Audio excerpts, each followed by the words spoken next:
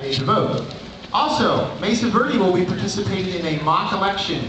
So each year that we have an election, Mrs. Villaseñor's fourth grade class hosts an election, a mock election for our students and staff.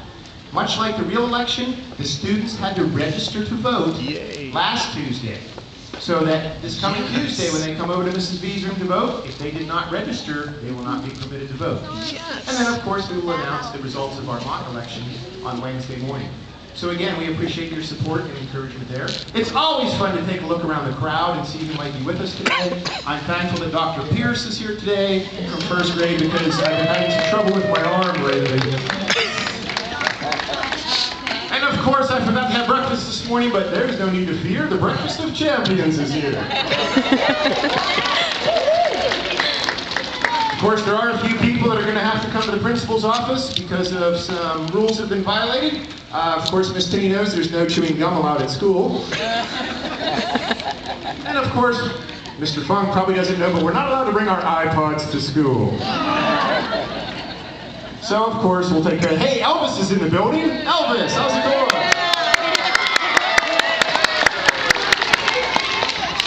Thank you very much. Of course, Mrs. Bonds is a little confused and got her holidays mixed up, but hey, it's nice to see that she's ready to go in 3 months. We'll bring her back. I know that some of the students saw Mrs. Fite back here and thought we were going into a lockdown with the bee situation, but no, luckily it's just Mrs. Fite. We're okay. Everything's looking good. So again, we greatly appreciate your support of this event. My understanding is that Mesa Verde and Harrelson are the only 2 elementary schools that continue to do this tradition, and it's due to the fact that we had the support of the parents in the community.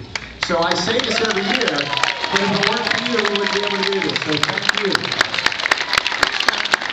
2 schools. Now the office staff this year, they came up with the great idea that we should be Goldilocks and the 3 bears. Or better yet, I should be Goldilocks and they were going to be the 3 bears. Luckily for me, they couldn't find 3 bear costumes, so that was good. I appreciate that. Now, being a Steeler fan, I'm glad to see that we have some referees in the crowd because we also have a Dallas Cowboy fan over here.